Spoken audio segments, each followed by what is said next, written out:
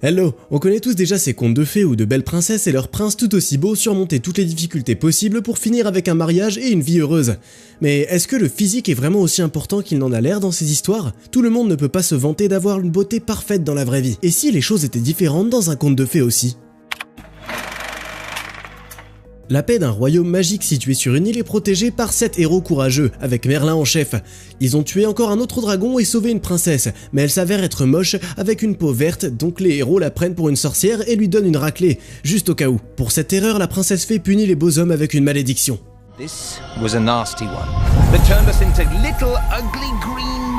Mais comme d'habitude, la malédiction a une faille. Elle ne fonctionne que si quelqu'un regarde les héros, et elle peut être complètement enlevée avec un baiser de la plus belle fille au monde. La méchante reine Regina s'approche d'un arbre magique avec une paire de pommes rouges mûres dessus. Alors que les premiers rayons du soleil tombent sur eux, les pommes se transforment en chaussures rouges à talons hauts. La sorcière les arrache avec empressement et les essaye.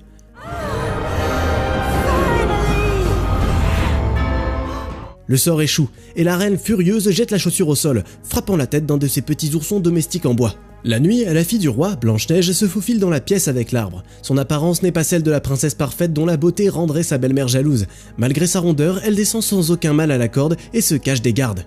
Il s'avère que c'est l'ancienne chambre du roi qui a disparu dans des circonstances mystérieuses, et la fille ne perd pas espoir de retrouver son père, donc elle cherche des indices. Et pas en vain, un journal tombe d'un compartiment secret de la table, dans lequel le roi a écrit comment un jour les gardes du palais lui ont amené une femme nommée Regina, qui était accusée d'être une sorcière. Le roi n'a pas vu le piège et il est tombé amoureux. Après le mariage, la femme a apporté un miroir magique au palais qui était attaché aux branches de l'arbre. Et plus l'arbre prenait racine et grandissait, moins il y avait de serviteurs dans le palais. Regina, talking to a tree. She mustn't be a witch. Et bien que le roi ait découvert ses plans maléfiques, il était déjà trop tard. Il a seulement eu le temps de cacher Blanche-Neige dans une pièce secrète et de lui dire de demander de l'aide aux 7 héros, avant de disparaître lui-même sans laisser de traces. Pendant que la princesse lisait le journal de son père, l'aube est arrivée, et dans les rayons du soleil, la jeune fille aperçoit des pommes rouges vifs. La sorcière n'arrive qu'une minute trop tard. Au lieu des pommes chéries, elle trouve une beauté des contes de fées avec une silhouette parfaite dans la chambre. La voleuse a mis ses chaussures. La belle-mère déchaîne sa colère sur la fille, qu'elle ne reconnaît pas encore comme étant sa belle-fille. Mais Blanche-Neige est plus rapide et s'envole par la fenêtre sur un balai magique qu'elle a pris au serviteur de la sorcière. Au même moment, les 7 héros marchent sottement vers leur maison. Leur force et leur beauté ont disparu, et ils ne savent plus quoi faire de leur vie. Ils réfléchissent à la façon dont ils peuvent trouver la beauté nécessaire pour briser le sort, quand soudainement une fille qui a du mal à manipuler un balai magique les survole en criant. Pendant ce temps, la reine se tourne vers le miroir magique sur le mur. Qui est la plus belle?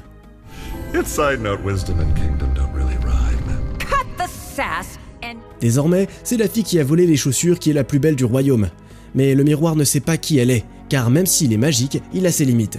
Le temps ne joue pas en faveur de la vieille femme, elle devient faible, donc elle ordonne de mettre des bannières partout sur l'île et d'attraper la criminelle dès que possible. Le miroir propose également de contacter une certaine personne qui serait intéressée à trouver la beauté. Les nains atteignent leur maison et trouvent le balai de la sorcière, ainsi que son point d'atterrissage. Ils se préparent à attaquer et se précipitent à l'intérieur, mais s'arrêtent immédiatement et n'arrivent pas à en croire leurs yeux. L'un d'eux parvient quand même à s'approcher derrière la fille et de frapper la beauté à l'arrière de sa tête.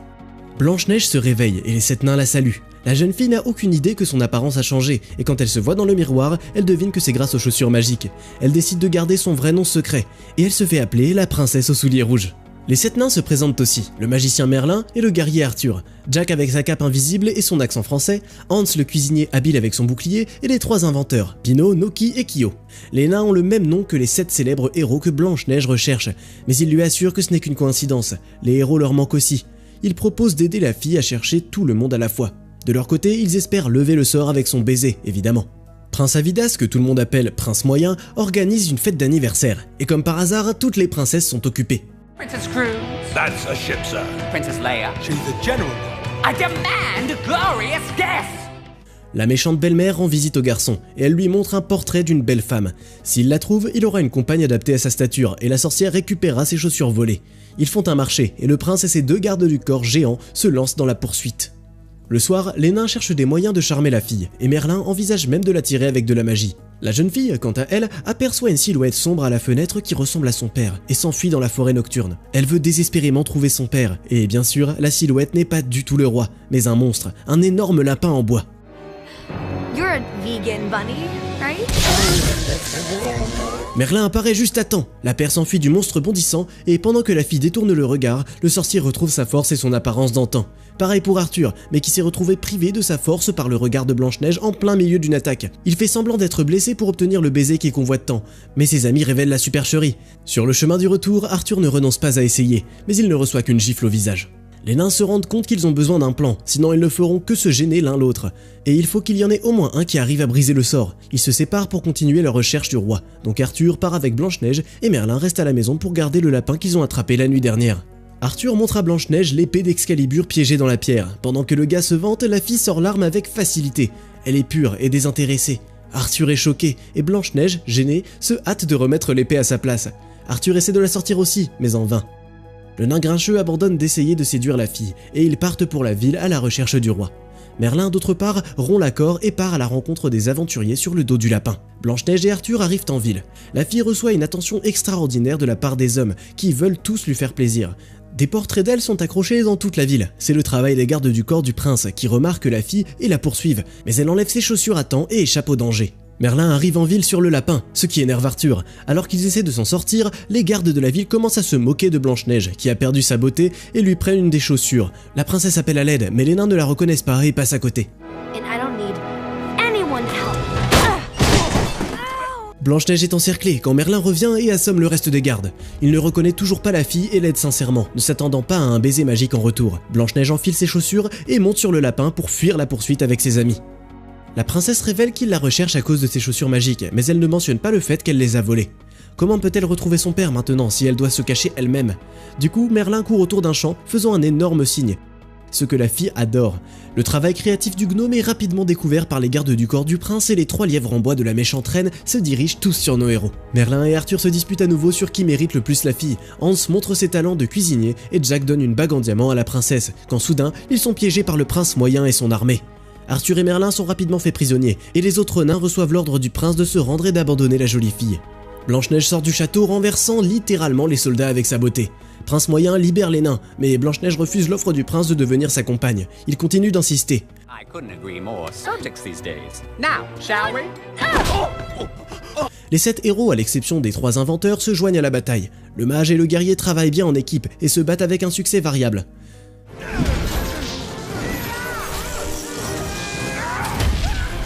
Hans sauve Arthur avec son bouclier, mais ils sont tous les deux battus par un énorme soldat. Mais ça donne le temps à Jack invisible de sauver Blanche-Neige. Par contre, il n'y a nulle part où fuir la haute falaise. Heureusement, les amis sont sauvés par Pinot, Noki et Kyo, qui ont enfin terminé leur machine de combat. Mais le prince répond avec une volée de coups de canon qui touche le robot avec un coup précis. Les boules du canon endommagent également la façade en bois du château des nains. Là, Merlin provoque l'ennemi, et bientôt l'énorme structure tombe directement sur l'armée du prince, qui ne peut plus rien faire à part enlever la poussière et partir. Le soir, Merlin et Blanche-Neige sont seuls dans la grange. La fille remarque que le gars est trop fixé sur l'apparence, alors qu'elle s'en fiche complètement. La princesse aime même passer du temps avec le petit nain vert. Merlin, de son côté, fait tout ce qu'il peut pour obtenir un baiser. La fille décide de révéler son apparence réelle, mais pour une raison quelconque, elle n'arrive pas à enlever ses chaussures, malgré tous ses efforts. Le prince a échoué à la mission et reçoit la visite de la reine en colère. Elle menace le malheureux et le laisse avec des pommes qui transforment le prince moyen et ses gardes du corps en énormes monstres en bois. Les nains, quant à eux, sont occupés à reconstruire la maison, et les petits inventeurs montrent à la jeune fille une photocopieuse qui reproduit les tracts avec le visage de son père. Mais pour les distribuer, il faut les faire tomber de très haut. Merlin trouve une solution en récupérant le balai coincé dans un arbre. Les personnages sont tellement pris dans leur vol et leurs rêves qu'ils s'écrasent accidentellement dans un arbre. Ils se retrouvent seuls à nouveau, et Blanche-Neige essaie de faire comprendre qu'elle ne sera pas aussi jolie sans ses chaussures. Merlin répond qu'il sait ce que c'est que d'avoir l'air différent. Cette phrase donne au couple un faux sentiment de compréhension mutuelle. Ils n'ont aucune idée qu'ils parlent de choses absolument opposées. Blanche-Neige demande au magicien du papier magique avant de le plier et de laisser une marque de baiser rouge dessus. Vient ensuite le premier vrai baiser. Merlin est ravi. Ta-da! You just got Merlin! What do you think? Le nain est choqué, car après tout, toutes les conditions ont été remplies. Peut-être que le baiser doit durer plus longtemps? Tout à coup, le couple est découvert par un monstre en bois. Les héros fuient et glissent dans une crevasse de canyon, mais même là, ils se retrouvent entourés. Heureusement, les poursuivants sont maladroits, et les sorts du sorcier les renversent facilement. Les monstres commencent donc à jeter des pierres. Le nain et la princesse sont à un pas de la mort, quand Merlin demande à la jeune fille de se détourner pour que son pouvoir lui revienne. Il est laissé en tête-à-tête avec le prince moyen en bois et il fait sauter le pont. Le méchant tombe dans l'eau, mais il parvient à attraper le sorcier et à le traîner au fond. Blanche-Neige plonge pour sauver son bien-aimé, il est coincé par une pierre lourde. Cette fois, les chaussures se détachent facilement et la fille libère le garçon au prix de sa transformation. Elle traîne Merlin jusqu'au rivage, où un énorme lièvre et d'autres jouets de la reine les attendent déjà. Le miroir et la belle-mère découvrent enfin qui se cache derrière la magie de ses chaussures depuis tout ce temps. La sorcière part se venger. Le soir, au coin du feu, Merlin voit enfin Blanche-Neige qui n'est plus déguisée par des sortilèges. Elle avoue toute la vérité. Le garçon demande pourquoi la princesse n'a pas simplement rendu les chaussures. If I'd given up their magic, you wouldn't have helped me find my father, would you? Would you? Si elle n'était pas aussi belle, elle serait traitée différemment, et ses doutes ne sont pas infondés. Pendant que la fille ne regarde plus, Merlin part. Blanche-Neige remet ses chaussures car personne ne veut l'aider sans elle.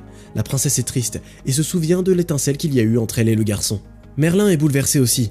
Il se souvient que Blanche-Neige voulait enlever ses chaussures beaucoup plus tôt, déjà dans la grange, et il comprend que la fille est tombée amoureuse de lui alors qu'il était convaincu qu'il était immonde.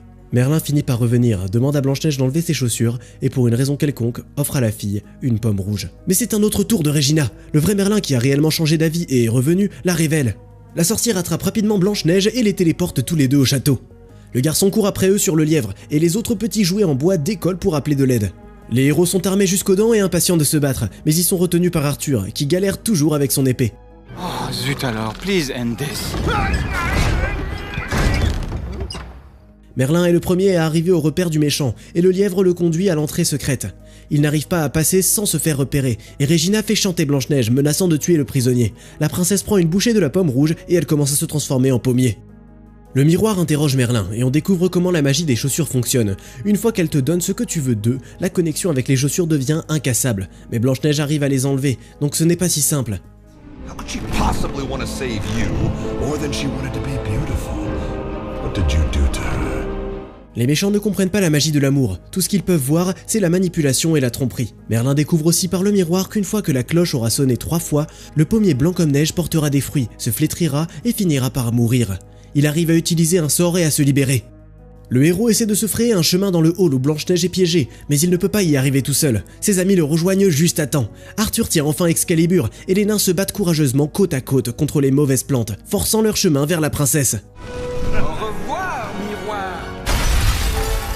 Merlin parvient à attraper la reine au dernier moment, où la cloche sonne pour la 3e fois, et se sacrifie. Il traîne la sorcière dans l'abîme où il utilise tous ses sorts à la fois. Il y a une explosion et les sorts de la reine s'arrêtent immédiatement. Bien évidemment, le lièvre en bois était le roi disparu, et les petits étaient des enfants. Blanche-Neige fait un câlin à son père bien-aimé. Mais qu'en est-il de Merlin? Il est vraiment mort? La fille pleure amèrement, mais Pinot, Noki et Kyo trouvent et récupèrent leur ami blessé. You're the most beautiful woman in the world. Dans la main de Merlin se trouve le papier avec le baiser de Blanche-Neige. La princesse avoue son amour pour lui et embrasse le garçon, qui prend vie sous la forme d'un prince. Il a peur qu'après être redevenu humain, il n'aimera plus la fille, mais ce n'est pas le cas. Et maintenant c'est au tour du reste de l'équipe de chercher des princesses pour eux. Comme toujours, tu trouveras le titre du film dans la description de la vidéo. En attendant, essaie de deviner dans les commentaires combien de contes de fées différents il y a dans cette histoire. N'oublie pas non plus de laisser un like et de cliquer sur la cloche pour ne surtout pas rater la prochaine histoire.